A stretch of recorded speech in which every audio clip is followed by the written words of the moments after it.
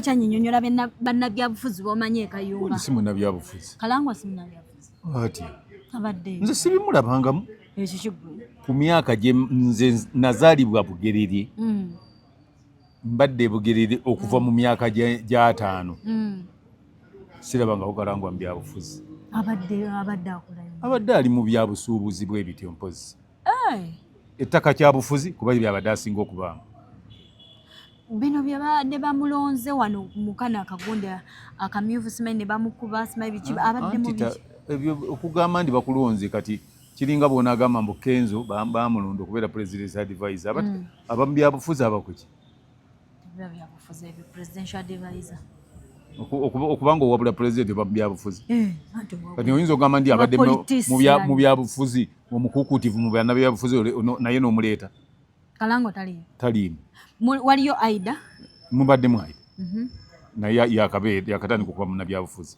Lugolobi abadde yakatandika yakajjayo. Basaziri Mayanja Nsubuga, mwalimu Kitaka Gaweera, mwalimu Makumbi, Sulaiman Madada, abo abantu bwe batyo. Waliyo omukyalo Saala Nansubuga Nnyombi. Oyo mwannyinaze.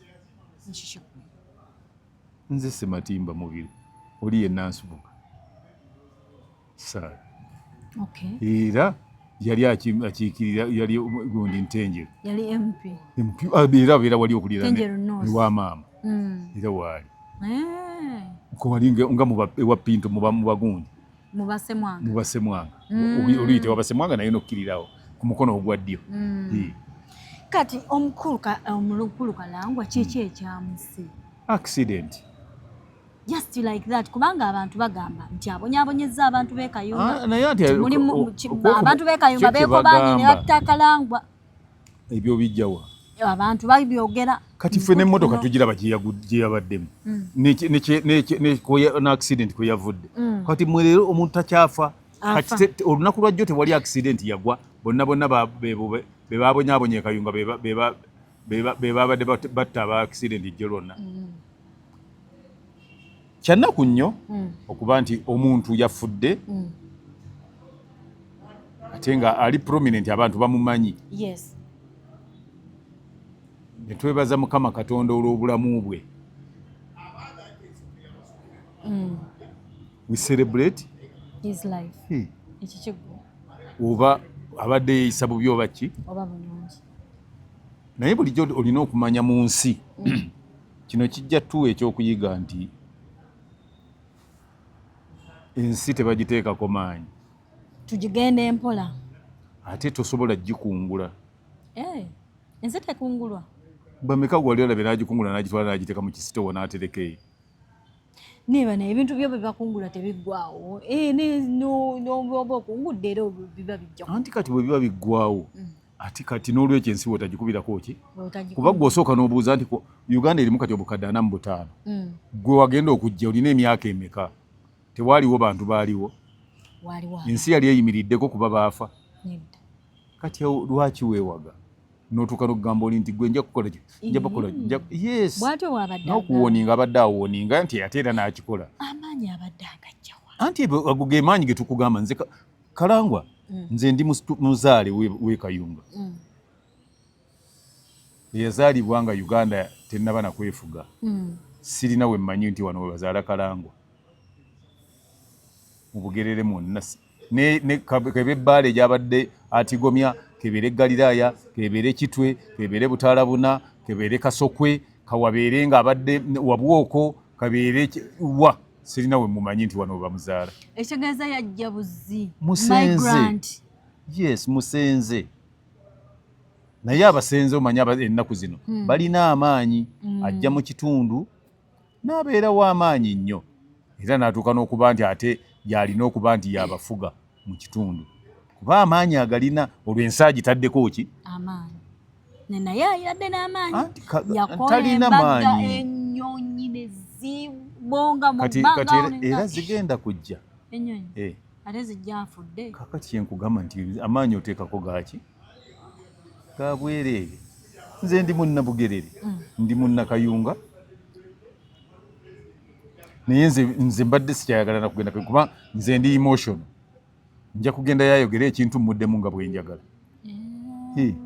nga yalowooza nti w'amaanyi anti nze ndi waffe like omuyisirayiri ng'ali mu Isirayiri omupalasitayini ne bw'oyogera ebyenkanawa oba tolina ky'omugamba omuyisirayiri ali waabwe lwakuba wano e Uganda omuntu ali ewaabwe bw'abaako ky'ayogera naddala abali mu kitundu kyaffe gwe balaba nti akola bubi naye abalala babeera mu bitundu byabwe ne boogera amaanyi gaabwe gakola era teri aboogerako nti bakola bubi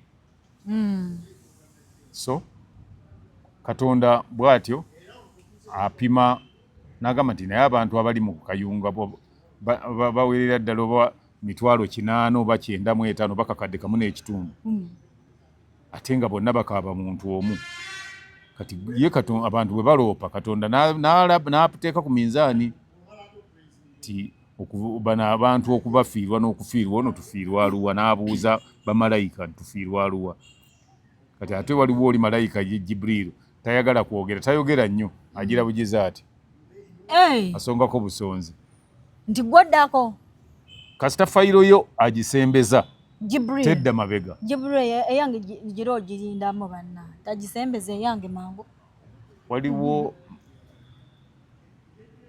gundi waffe omutume omu mirembe gyedda genda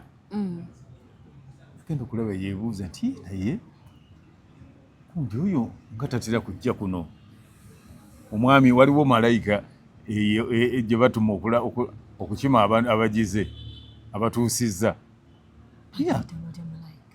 Katonda nti tayinza Katonda si yakola emirimu naye alina abakozi alina baapointinga naye si Jibuliru kuba Jibuliru ate wafuwa gundi yakomerera Jibuliru yagamba bugambi gwe kaseera kakatuuse oli naakunona lw'enkomerero yo kakati oli oba ye Israfil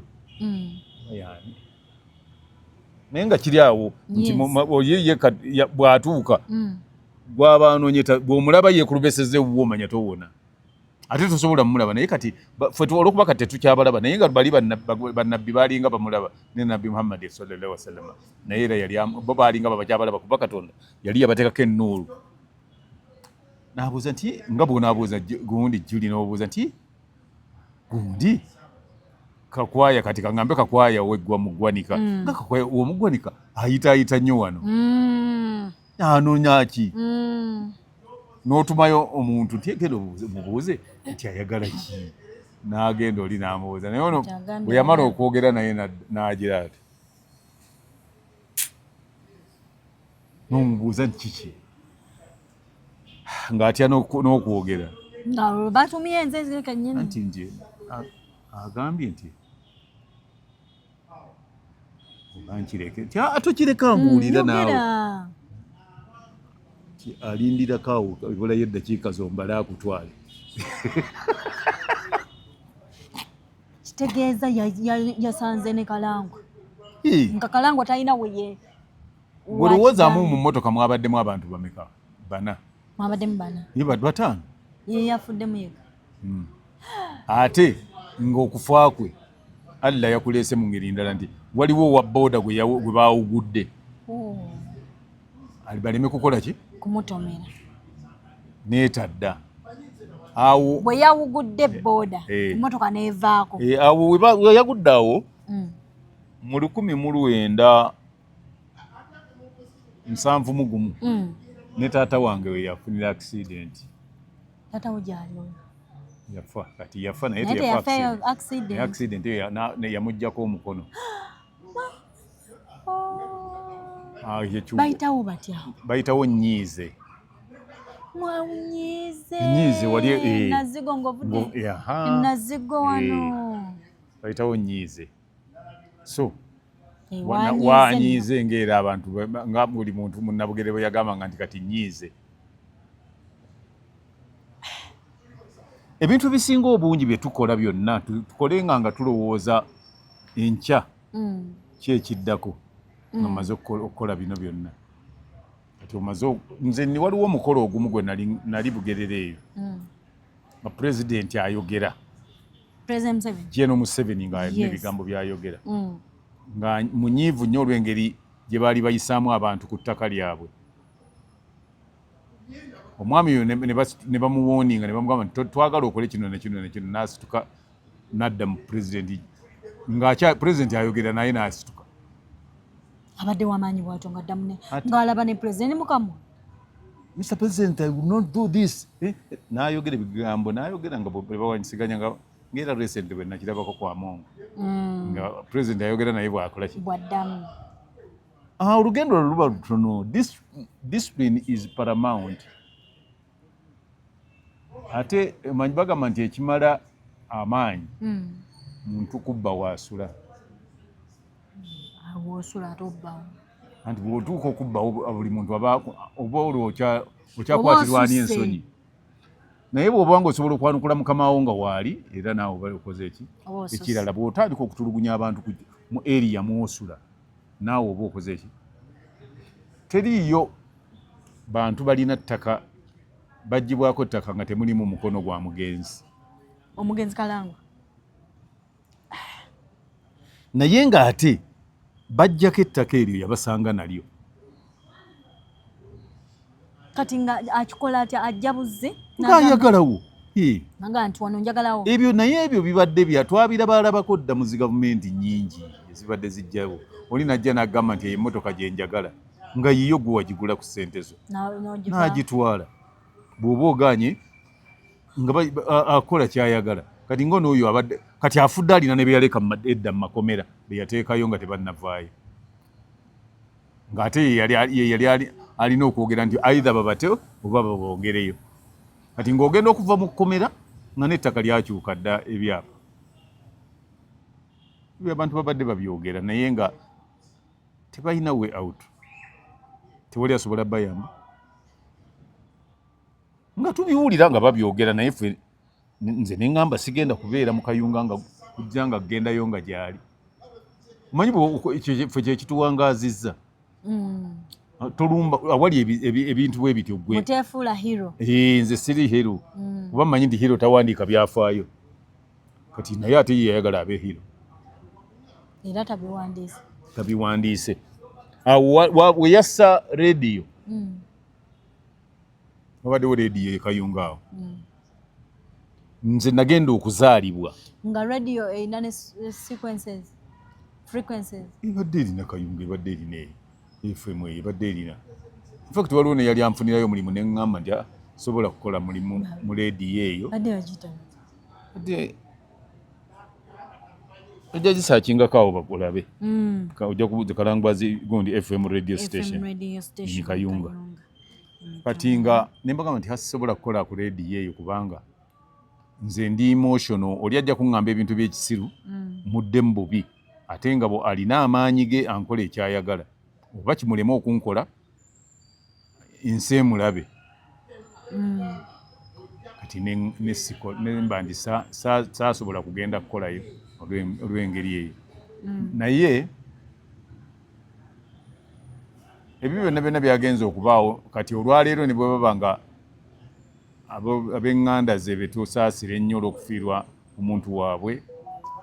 Abantu b'omu Kayunga bo ababadde bamulya mu ngalo bo basigadde nga bawooteevu banakuwavu era bali mu nnyiike ey'ekitalo. Naye ne bw'oleeta obukadde 800 ne bw'oleeta obuwumbi 3 Kahunje radio FM nso ogiwulidde.